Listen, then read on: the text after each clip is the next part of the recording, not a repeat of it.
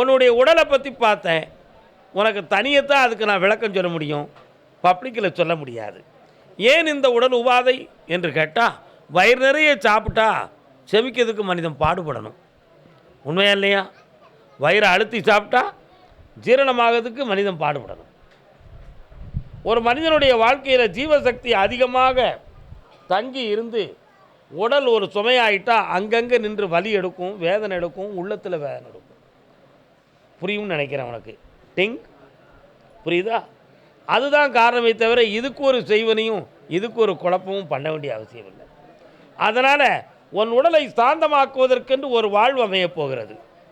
அந்த வாழ்க்கையை செம்மையாக்கி உன்னை வாழ வைப்பேன், வேதனை இல்லாமலும் நடத்தி தருவேன். ஒரு 3 மாதம் 90 நாட்களுக்குள்ளே உன்னை விடுதலையாக்கி வெற்றியாக்கி தந்தால் போதுங்களா? இந்தா மகனே, நல்லா ஆக்கி தரேன். இதற்கிடையில் உங்கள் அம்மாவுக்கு ஒரு படபடப்பும் ஒரு தெய்வ ஆக்கிரசமும் வருது.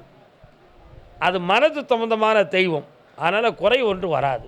இந்த அம்மா பக்கத்தில் வா, உன் பிள்ளைகளுக்கு ஆனந்தமாக வாழும். வாப்பா, புண்ணியம் பெறுவாயப்பா. மாவு வியாபாரம் ஆடுறாச்சாக்க யாரெல்லாம் என்னங்க சத்தம் தெரியுது?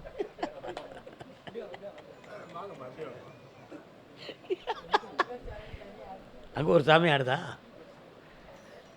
சாமி ஏதப்பா பூதம் ஏதப்பா, சாமியும் பூதமும் நாங்கள் தானப்பான்னு பாடியிருக்கான். பாட்டியா? இறைவா உன் மாளிகையில் என்னப்பா திடீர்னு இந்த பாடல்லாம் வருது? யாருக்கு உடல்நிலை உபாதைகள் என்ன செய்யுது? உன் உடல்நிலையை பார்த்தேன். ஒரு பக்கத்தில் இருந்து கால் முட்டு வரை உணர்ச்சியற்ற மரமரப்பு தன்மையும் நீரிறக்க வீக்கமும் இருக்கு. இது உடலில் தோன்றிய ஒரு அமிலத்தின் சுரப்பு. இதுக்கு மந்திர தந்திரங்கள் ஒன்றுமில்லை. ஆனால் இதை வத்த வச்சு தாரேன், இந்த வேதனையை இல்லாமல் காப்பாற்றுறேன். வேறு என்ன வேணும் உங்களுக்கு?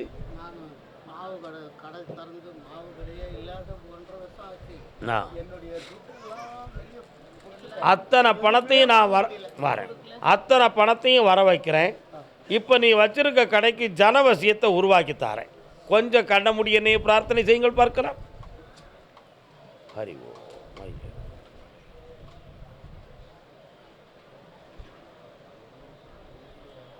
இந்தாப்பா வாங்கிக்கா.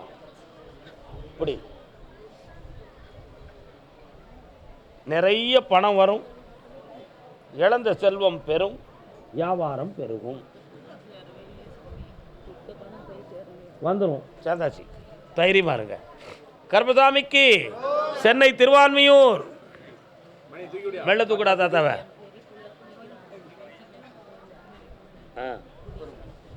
அடுத்த உத்தரவில் அதை பேசும். கோடான கோடி நன்றி ஈஸ்வரரே. தம்பி நல்லா இருக்கியா? ஆமாம், நம்ம பக்கத்தில் சிவன் கோயிலும் இருக்குது, ஒரு சர்ச்சும் தெரியுது. அது எங்கே இருக்குது? அப்படியா? கால் வந்துட்டு வா. இதில் குழப்பம் வரும். சரி பார்ப்போம், என்னென்னு பார்ப்போம்.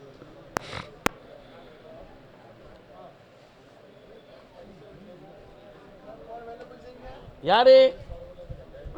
ஜப்பா, உன் பிள்ளைக்கு என்னப்பா வேணும் இப்போ? அவன் பேர் என்ன பேர்?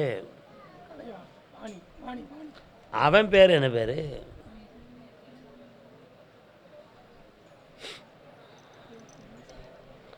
அவனை பார்க்கும்போது தான் எனக்கு அங்கேருந்து ஒரு சர்ச்சு தெரிந்தது. அவனுக்கு அந்த லைனில் ஈடுபாடு இருக்குது. அவள் வாழ்க்கை நல்லா இருக்கும், நீ அவர்கிட்ட குறுக்கிடாத. ஒரு குழந்தையும் பெற்று வெற்றியோடு வந்து சேருவான். அப்படி சொன்னதுனால அவனை பிரிஞ்சு என் மகா வந்து நான் ஏன் இஷ்டத்துக்கு இன்னொரு கல்யாணம் முடித்து வச்சுருவேனான்னு உன் கற்பனை ஓடுது, அவ்வளோதானே? அந்த காலம் அவ்வளோ தூரத்தில் இல்லை மகனே, பொறுமையாக இருப்பாயாக. கால் வந்துட்டுவான்.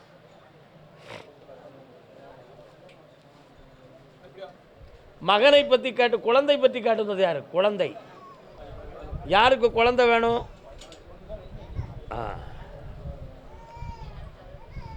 குழந்தை யாருக்கு வேணும்?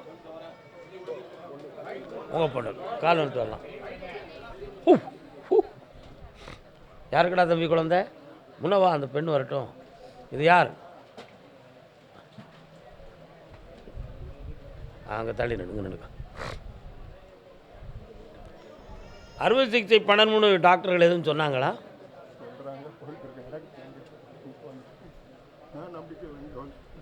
கால் வந்துட்டு வா. ஆப்ரேஷன் தேவையில்லை. ஏய் பரமேஸ்வரா, இந்த ஆப்ரேஷனுங்கிற வார்த்தையை கட் பண்ணிக்காடா.